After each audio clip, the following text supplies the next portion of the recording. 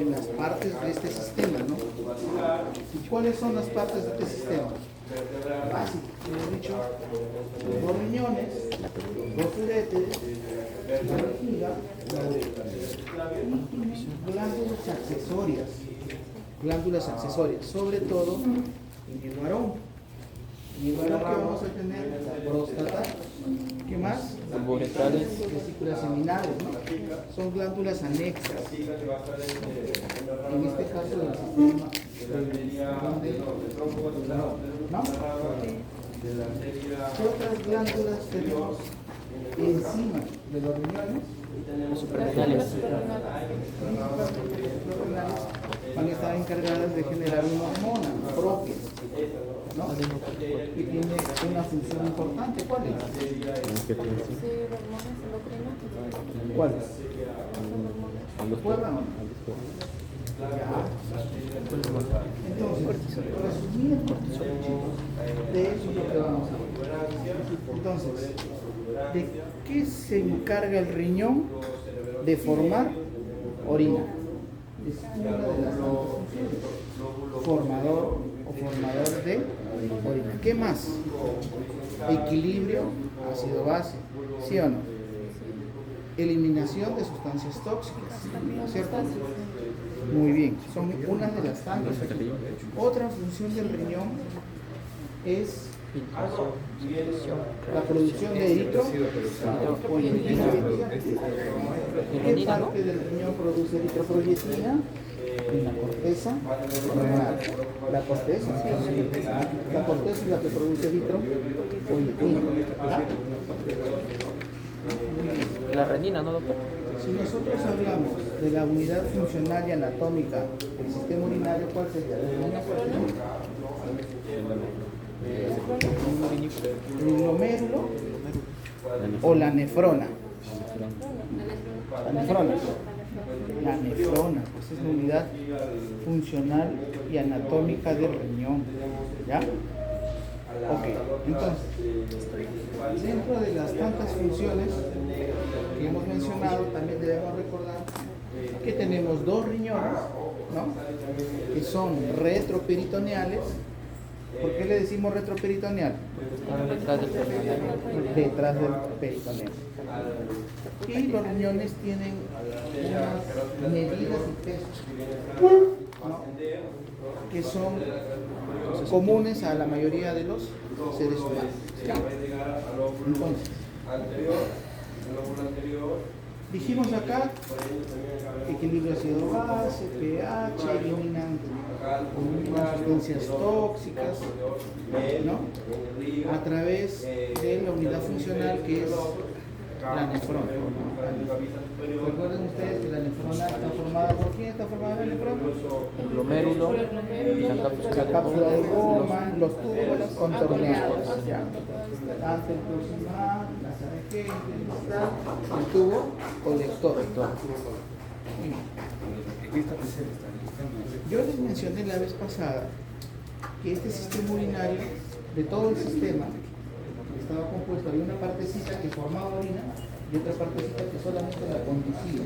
Entonces, ¿quién forma orina? El riñón. ¿Específicamente dónde? Las nefronas.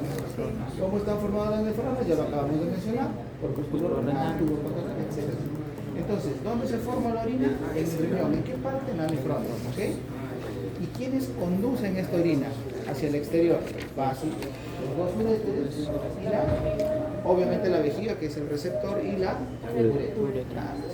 Sencillo y fácil. Muy bien, este es un ejemplo de los sistemas de excretor, ¿no? Por ejemplo, ahí mencionan el sistema digestivo, etc. ¿no? Son ejemplos, ¿no? Son ejemplos. Entonces, los riñones están situados en el abdomen, hemos dicho, retroperitoneal. Y se encuentra más o menos entre la 12ª vértebra dorsal y la tercera vértebra lumbar. 12ª vértebra dorsal y tercera vértebra lumbar. Recuerden que un riñón está más arriba que el otro. ¿Cuál es el que está más abajo? Derecho está más El abajo. derecho, por la presencia del hígado. Muy bien. La cara posterior de cada riñón, lo hemos dicho la vez pasada, se encuentra en relación con tres músculos. ¿Cuáles son esos músculos? El psoas, el transverso y el cuadrado. ¿Y por qué era importante saber esto? Porque cuando nosotros hacíamos una evaluación clínica a nuestro paciente para ver si es que tiene una infección urinaria alta, que se conoce como pielonefritis, hacemos lo que se conoce como PPL, ¿no? Y justamente damos el golpecito con el borde subital de nuestra mano al paciente, y si el paciente acusa dolor, entonces diremos que tiene PPL. Muy bien. Entonces, por eso era la importancia, ¿no?, de la relación de la pared posterior.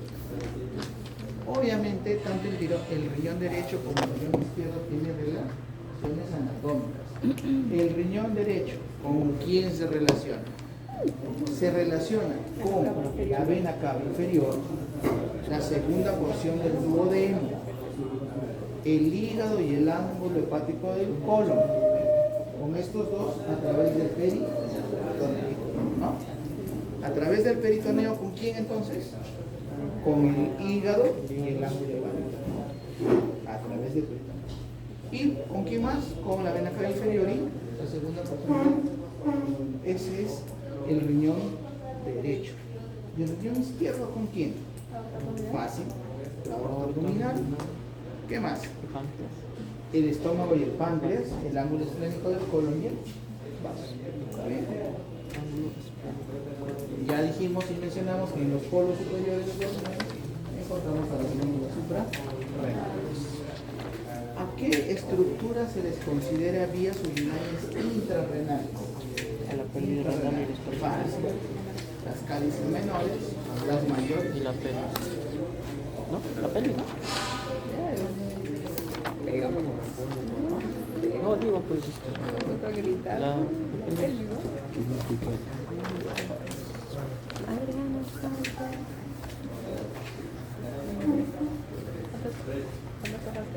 Ok, entonces, vías urinarias intrarrenales, cálices menores, mayores y pelvis. Vías urinarias extrarrenales, uréteres, vejiga, uretra. Tanto femenina como masculina. Ustedes ya saben, ¿no es cierto?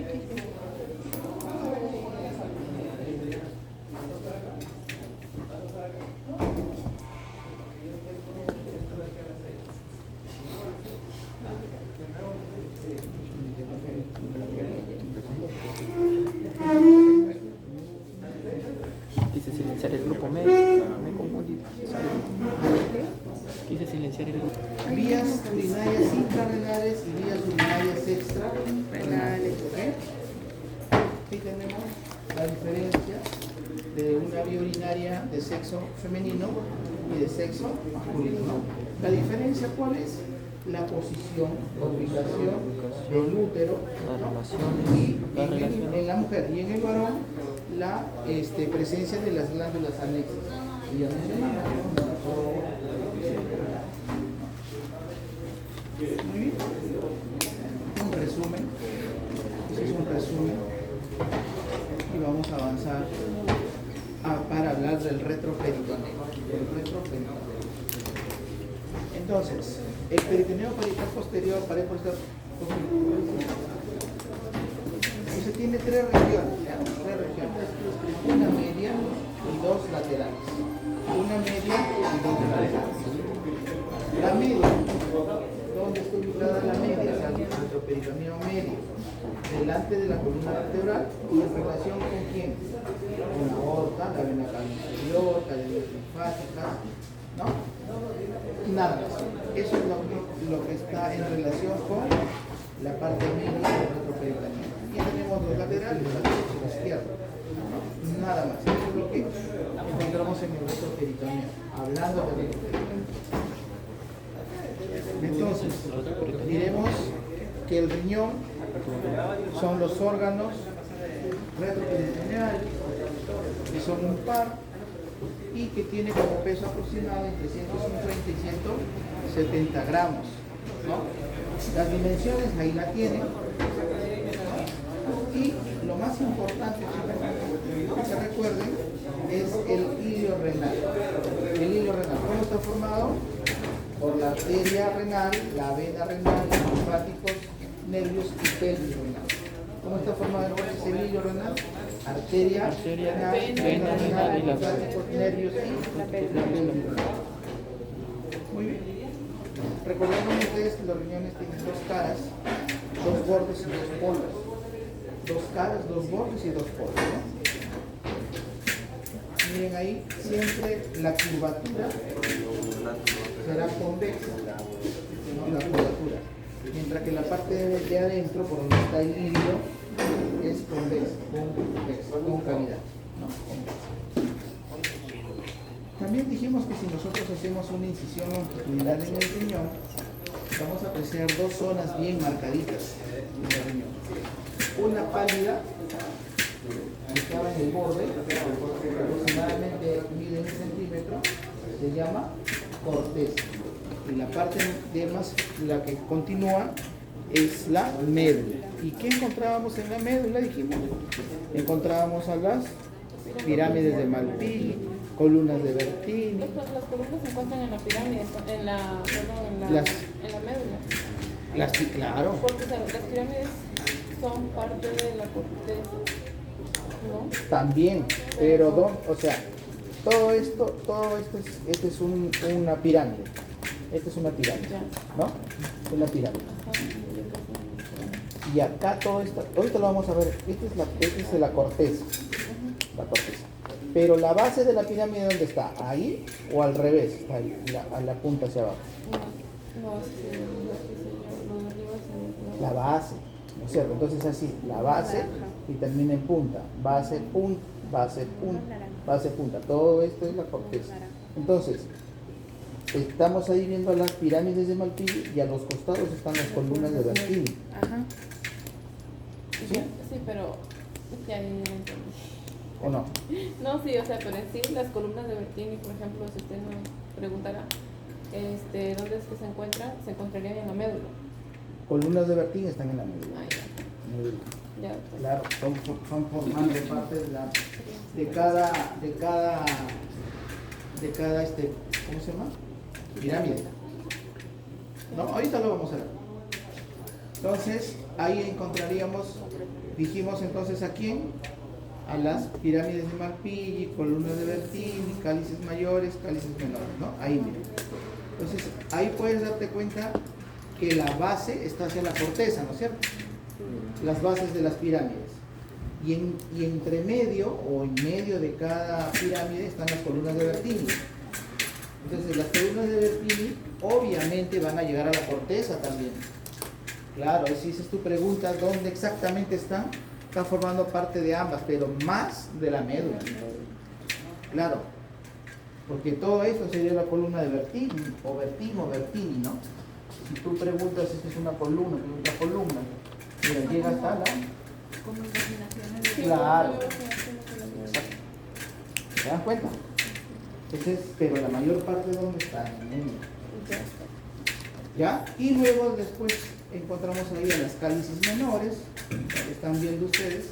Esas cálices se continúan con las mayores y luego estas mayores ya se dilatan en lo que conocemos como pelvis renal. Pelvis renal.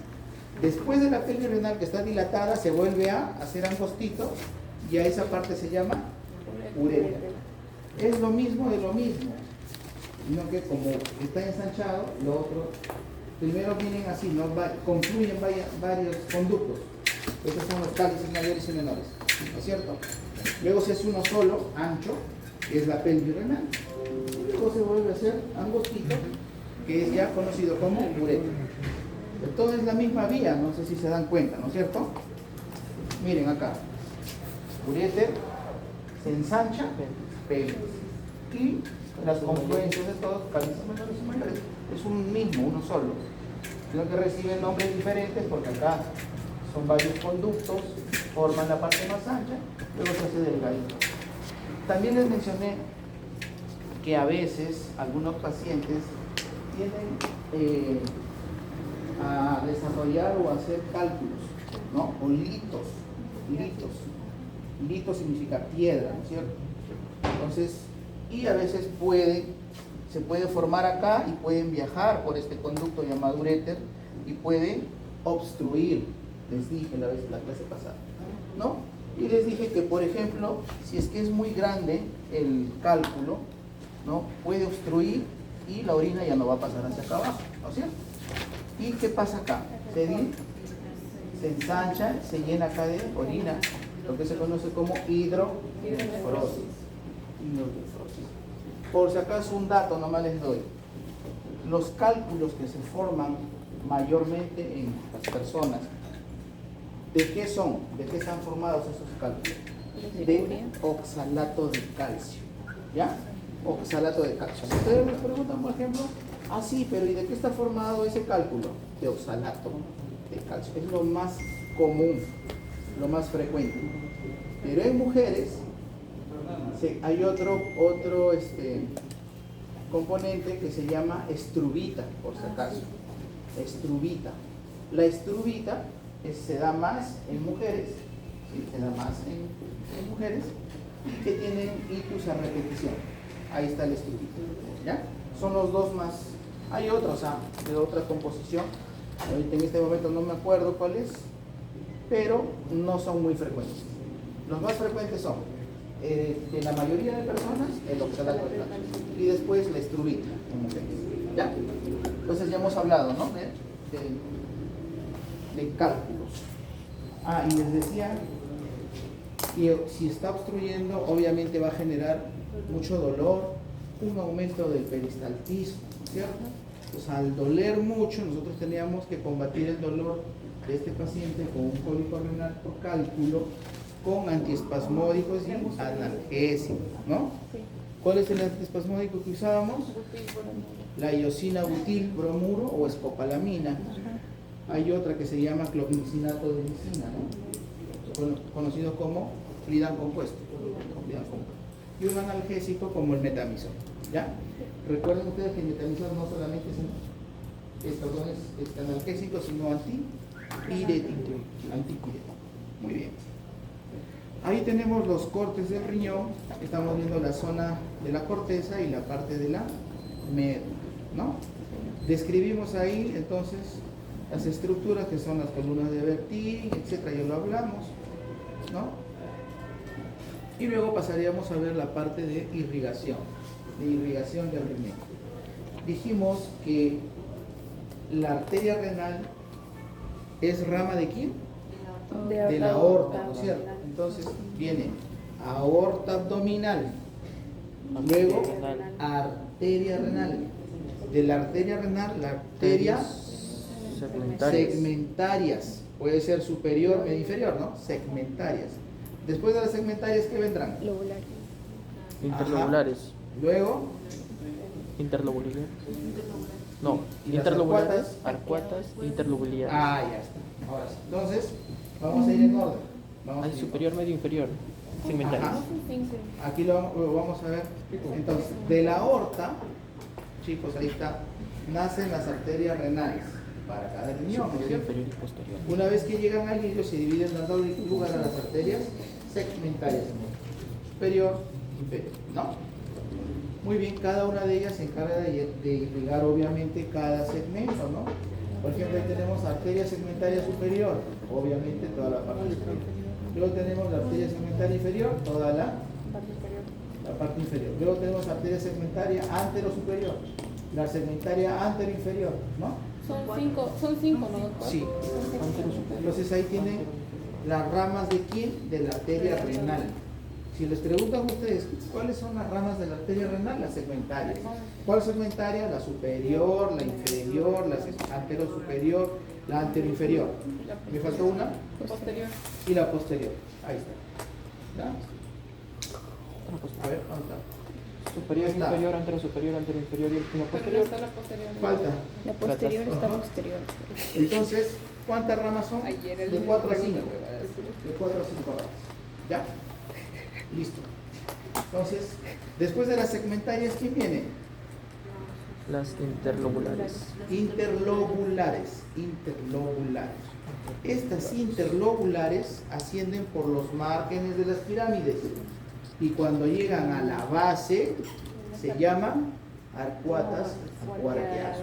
Arcuatas o arqueadas. Ese es el nombre que recibe cuando llega a la base de las pirámides. O sea, ¿Qué? la corteza. Las interlobulares. Está entre la corteza interlobular. Claro, de la corteza. Claro, ahí está la base, ¿no? Ahí está la base.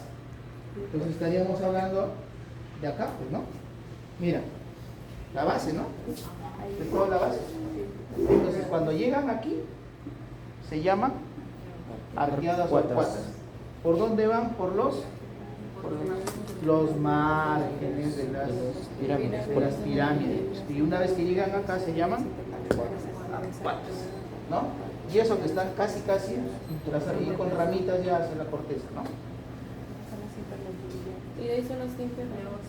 Ya. Después, ¿qué continúa? Las interlobulillares, ahí está, ¿no? Que en ramificaciones sucesivas originan las arteriolas glomerulares, que son las arteriolas eferentes. Ya del glomérulo salen las arteriolas eferentes. Con sus ramificaciones descienden verticalmente hasta variables profundidades, ¿no?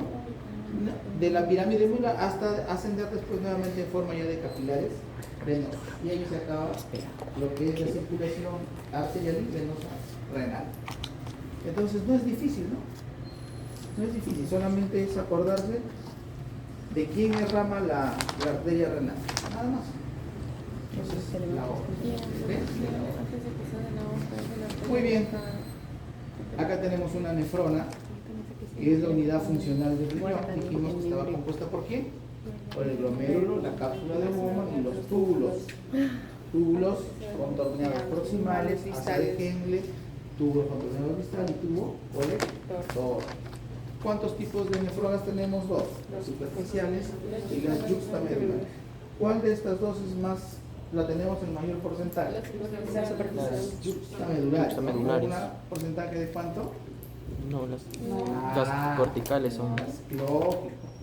Entonces, las otras son poquitas, solamente. Sí, el 15% y el 85%. Exactamente. Muy bien. No se confundan, ¿ah? No se confundan. Bueno, acá esto es fisiología renal, ¿no? Acá estamos hablando de la absorción de sodio, potasio, etc., ¿no? La bomba de sodio, potasio, ATPase, etc., ¿no? Fisio. Acá, les había dicho en la clase anterior que esto estaba de color amarillo porque fue pregunta de examen, ¿no? La pregunta era, del glomérulo, dice, del glomérulo y por el polo opuesto al vascular sale el túbulo contorneado proximal. ¿Qué discurre en el trayecto tortuoso? O sea, la pregunta fue así, ¿no? La pregunta dice, el tubo contorneado proximal ¿de qué polo sale del glomérulo? Y la respuesta era por el polo opuesto al vascular. Se recordarán ustedes, ¿no? Las partes. ¿Ya? Polo opuesto al vascular. ¿Ya? Por si acaso, les voy a venir de nuevo. Ya, saben contestar. Ahí tenemos una radiografía en la que podemos ver las cálices menores, las mayores, las pedional y el parecinquión, les había dicho la vez pasada, ¿no? Toda esa estructura son las cálices menores, mayores, pelvis y uretra. Muy bien. Luego ya habíamos hablado también, mencionado de los uréteres, hemos dicho que son dos uréteres que aproximadamente miden entre 20 a 24 o 25 centímetros aproximadamente, y estos dos van a terminar en la vejiga, ¿no? En la vejiga, ¿no? A través de dos orificios, y que con el orificio de salida que se encuentra en la parte inferior de la vejiga, ¿no? Estos tres orificios formaban lo que se conoce el trígono vesical. ¿Se acuerdan? Trígono vesical. Muy bien. Entonces, los uréteres tienen 4 porciones: la porción lumbar, la porción ilíaca, la porción pélvica y la porción intramural. ¿Ok? La porción lumbar está en relación con qué músculo? Psoas. La porción ilíaca está en relación con la ilíaca común, por eso se llama ilíaca. La tercera porción pélvica es medial y posterior. Entonces es descenso medial y posterior, pero tiene una diferencia tanto en la mujer como en el varón. En la mujer está en relación con la arteria uterina y la vagina, mientras que en el varón como el conducto deferente y la vesícula seminal, que es una glándula anexa, ¿no? Muy bien. Y la cuarta porción es extramural, ¿no? En relación con el meato ureteral, no uretral, ¿o no? A ver, ¿es uretral o ureteral? Me he equivocado ahí. Meato ureteral, Ureteral. ¿está bien? Sí. O meato uretral. No, ureteral. No, ureteral. Esto ya hemos visto, los uréteres. Habíamos hablado de un caso que pasó con una gestante, ¿recuerdan? Les mencioné de un aneurisma de aorta abdominal. ¿No? No, ya veo que será otro grupo. Ureteral. Ustedes no sé. El meato uretral está abajo. Sí, pero no. Ureteral. A ver, de repente les he dicho, pero no se acuerdan. O de repente no les he dicho, yo no. Ya. Entonces, si ustedes observan en las imágenes, se dan cuenta que la aorta abdominal es un vaso muy grueso, ¿no? Es grueso. Y obviamente el volumen sanguíneo es muy importante en esta arteria. Recuerden que del corazón, ¿se acuerdan de la aorta? El callado de la aorta, luego viene ya exactamente. Entonces iba tomando diferentes nombres de acuerdo a la región donde va pasando. En este caso, aorta abdominal. ¿Por qué? Porque en relación con el abdomen, ¿no? Y con todos los órganos que están cercanos a él, a la aorta.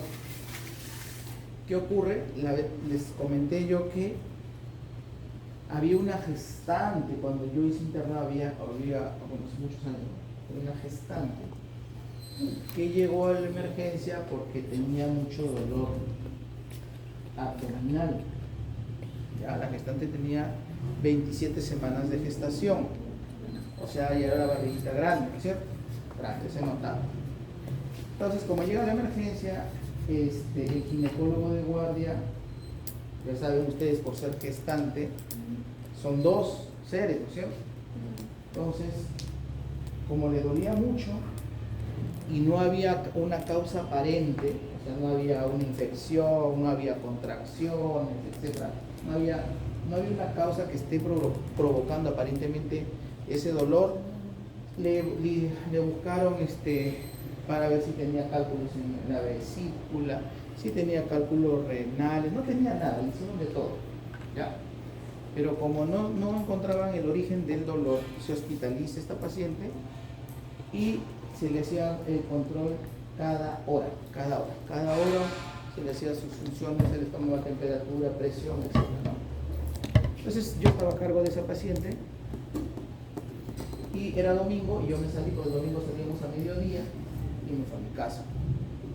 Regresé al día siguiente para hacerle su evolución en la mañana, a las 5:30 de la mañana, y ya no estaba. Cuando pregunto a la enfermera, me dijo que la paciente había fallecido. Entonces, obviamente, había mucha preocupación. ¿Qué le pasó a esta paciente? ¿Qué le ocurrió a esta paciente? Y encima era mi paciente, yo estaba a cargo de ella.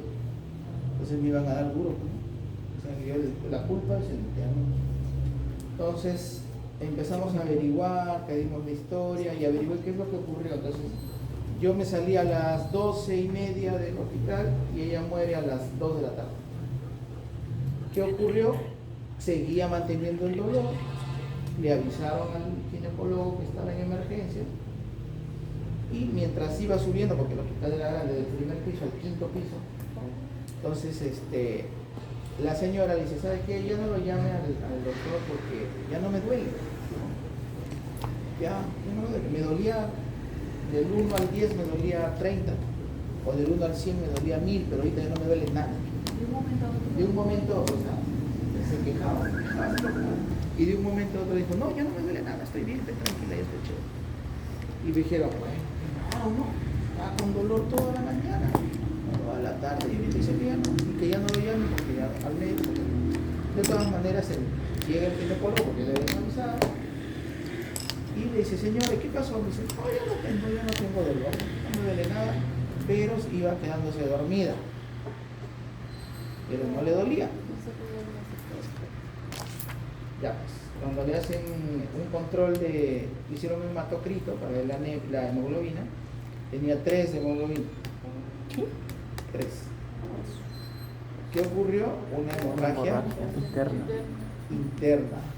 No, es un shock hemorrágico o un shock hipovolémico, ¿no? ¿Qué había pasado? Bueno, nadie sabía, pues ese momento entraron a sala, obviamente no, falleció. Ya cuando hicieron los estudios después, se dieron cuenta que había sido un aneurisma de aorta abdominal. Eso era. Entonces, ¿qué pasa? Ustedes saben que aneurisma es como una pelotita, ¿no? Que sale, ¿no? Es una malformación arteriovenosa, no puede ser en la arteria, un aneurisma. Aneurisma hablamos, no una dilatación acá, ¿no? Entonces, ¿qué pasó? El producto iba creciendo, ¿no? Iba haciéndose más grande, más grande, más grande, más grande. Iba comprimiendo también. O sea, fue un factor también, ¿no? O de repente, sin estar embarazada, podría haberse roto ese aneurisma también. De repente un esfuerzo, de repente levantaba peso, qué sé yo. Esa fue la causa del fallecimiento de esa chica, un aneurisma de aorta abdominal. Obviamente nadie se pensó en un aneurisma de aorta en ese momento. No les estoy hablando hace muchos años. ¿Que se puede evaluar? Sí, claro, se puede evaluar. Pero a nadie se le ocurrió. Cuando la paciente falleció y el bebé también, ¿no? Por un aneurisma de aorta. Entonces, a lo que yo voy, chicos, es que si hay un aneurisma de aorta, el sangrado va a ser profuso y masivo, pues, ¿no? Obviamente por el grosor del vaso, de este vaso, que es importante, ¿no? Eso solamente de manera de comentario, muchachos. ¿Quién está irrigando a los uréteres? ¿Quién irriga a los uréteres? Fácil. La arteria ilíaca, la arteria renal y las arterias gonadales. Puede ser la espermática o la ovárica, dependiendo si es varón o mujer, ¿no? Nada más. Ahí lo pueden ver ustedes en la imagen. El uréter, ¿no? Y las irrigaciones. Por ejemplo, ahí tenemos la arteria ilíaca, ahí lo podemos ver. La arteria ilíaca abajo, ¿no? No sé si se dan cuenta, acá. Es la arteria ilíaca interna, ¿no? Este sería el uréter, ¿no? El uréter. Que tenemos la arteria, puede ser la ovaria o la testicular, dependiendo, ¿no es cierto? Va a dar ramas, va a irrigar al uréter, ¿sí? ¿Se dan cuenta, no? Es sencillo. Entonces sería ilíaca interna. Ilíaca, claro, arteria ilíaca interna. Arteria ilíaca interna, arteria renal y las gonadales. Ahí esta es una imagen más grande en la que pueden observar. ¿Arterias vesicales también es ilíaca? Sí. Gonadales y vesicales, pero principalmente la ilíaca, la renal y las gonadales, ¿ya? Vesicales de vejiga, ahora vamos a pasar a la vesícula, de la vejiga. Miren ahí en la imagen donde dice arteria ilíaca interna, iliac artery, ahí donde dice, ¿no? Se dan cuenta que al costadito nomás está el uréter, ¿sí o no? Y que los dos tienen casi el mismo. Exacto, mira, tienen casi el mismo grosor, están ubicados ahí paralelos los dos. A veces ha habido iatrogenia en que se ha cortado la ilíaca, o se hace cuando hay problemas de accidentes, etcétera. A veces se tiene que hacer un punto acá para que no sangre, ¿no? Y a veces agarran los dos. O agarran en vez de la arteria, agarran el uréter. ¿no? Y resulta que el paciente tiene problemas para orinar, no orina, pero como es un minutito, te puede volver a intervenir y solucionar el problema, ¿no? Cuando es una cirugía de emergencia. Obviamente si es una programada no hay problema, ¿no? Muy bien, la vejiga entonces es un depósito músculo membranoso, ya saben ustedes, y está encargado de el almacén de la orina temporal, ¿no? Y está relacionado con un músculo que se va a contraer para poder eliminar la orina de la vejiga. ¿Cómo se llama? El músculo detrusor. Muy bien, ahí está. Ya hemos hablado del trígono vesical. Ahí tenemos imágenes de la vejiga. Obviamente es un músculo, ¿no? Un músculo formado. Ahí está la vejiga, y lo que ven abajo es la próstata. Este es de un varón, ¿no? Este es de un varón. La parte del medio es de un varón, la próstata. Ya cuando esa próstata se inflama, ¿no? Hace que haya una estenosis de la uretra prostática, ¿no?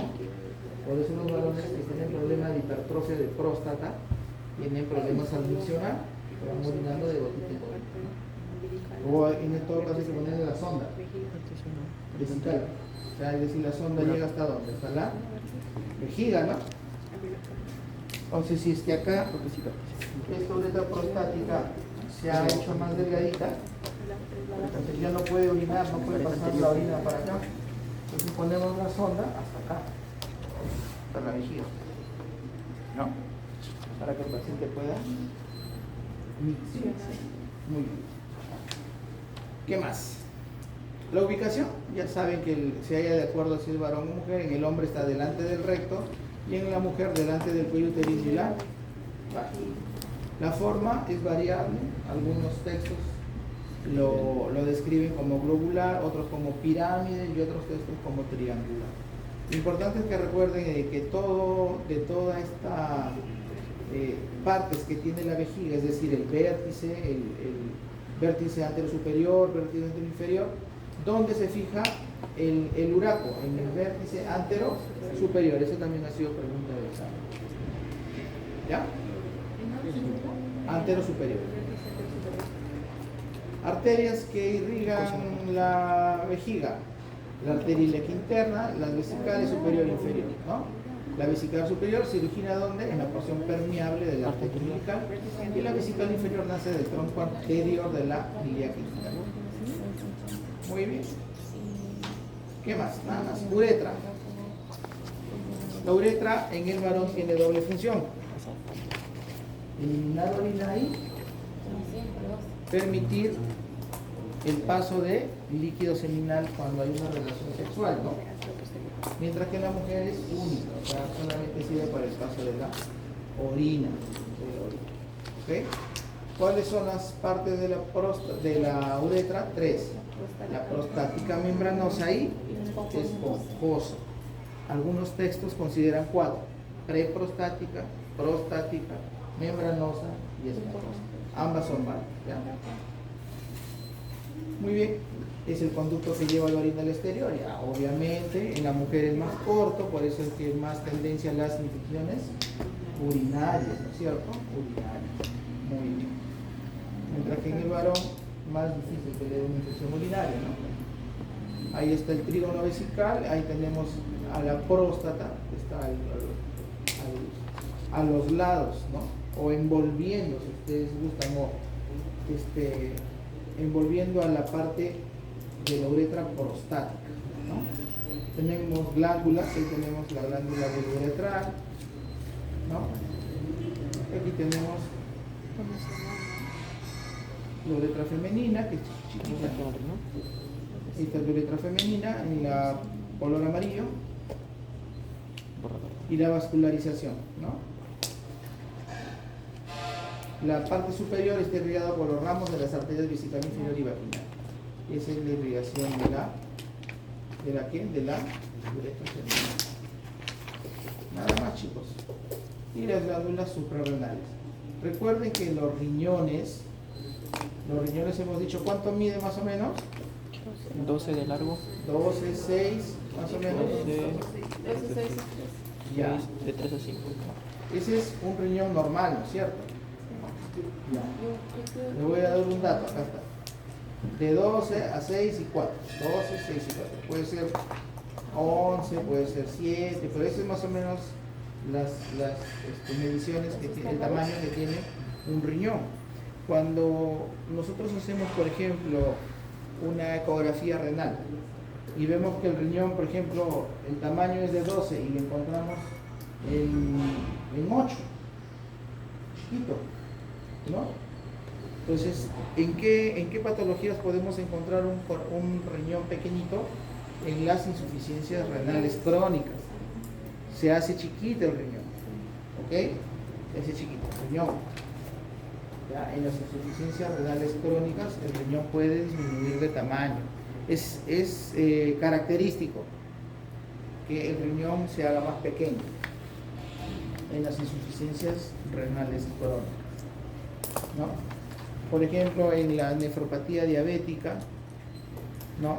Por ejemplo, ahí hay problema renal, etcétera, pero el riñón mantiene su tamaño, esa es la excepción, ¿ya? Pero en el resto sí. Enfermedades renales crónicas, enfermedad renal crónica disminuye de tamaño. ¿Alguna pregunta o duda, muchachos? Nada.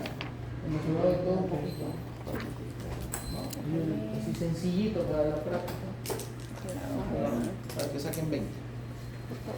Listo, muchachos. Doctor, ¿y el puntito de cardio? ¿Cuál? El puntito de cardio. El puntito de cardio. Me hacen acordar. O bien, el congreso.